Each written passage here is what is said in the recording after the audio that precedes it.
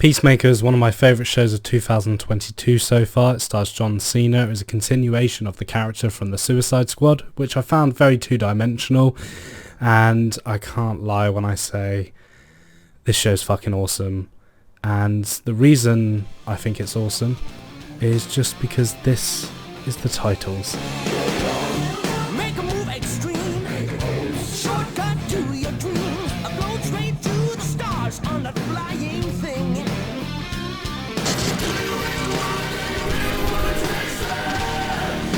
What's going on? Must come down. Now, I'm not going to do a deep dive into why Peacemaker worked like so many YouTubers have already done.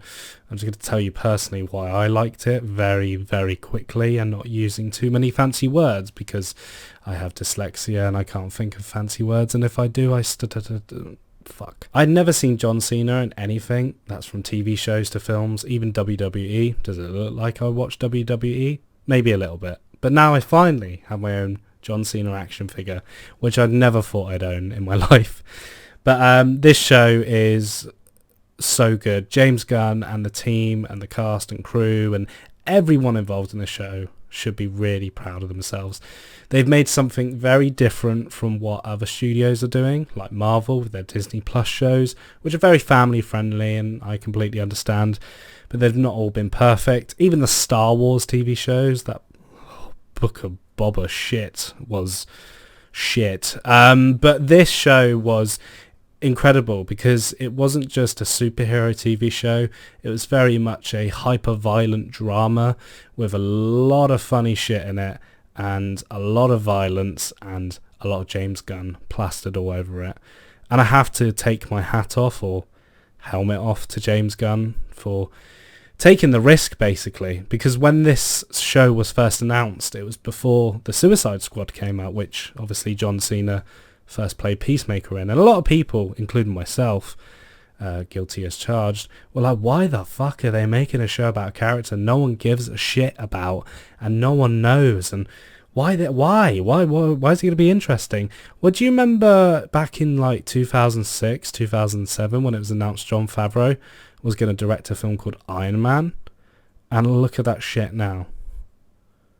I've got a fucking... One sec. I've got an Iron Man helmet. That's how big this character became, man.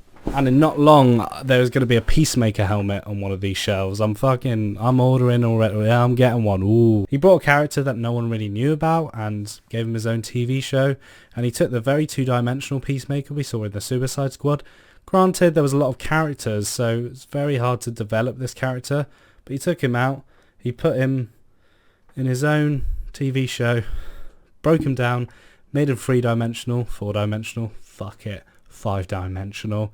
And wow, Peacemaker is one of my favourite supervillains of the DC universe. What's great about the show is, yes, there's violence and everything, but it very much keeps the superhero tropes whilst also being sort of meta, but taking the piss out of those superhero tropes. I mean, look at this fucking costume. It's ridiculous. And he doesn't even have a sword. He has guns.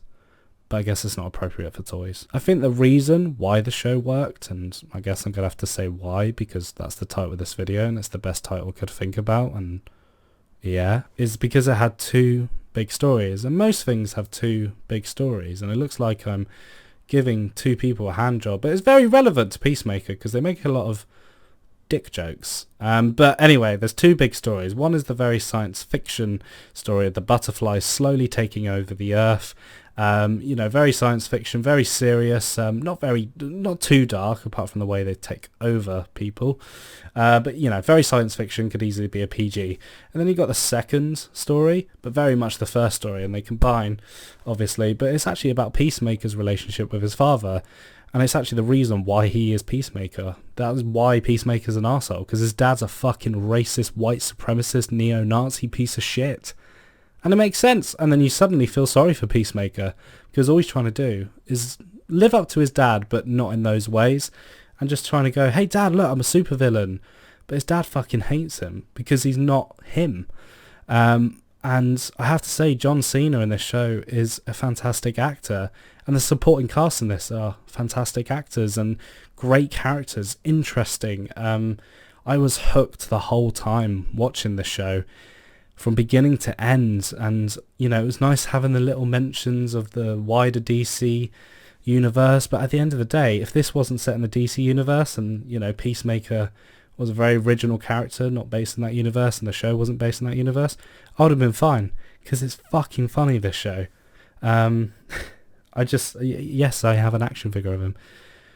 But if you haven't watched Peacemaker, go and watch it. Don't watch it with your children, or any children, because it's not for children, even though there's toys for it. Don't watch it with your children, please. And it's already been announced that there's going to be a season 2 of Peacemaker, which I'm very much looking forward to. It looks like I'm giving an Oscar speech right now, but I'm not. Again, he doesn't have a sword. But I'm very much looking forward to seeing how these characters develop, what the future holds for this character, and I can't wait to see what John Cena does next in other films, because again, he's a terrific actor. Why are we not seeing him in more?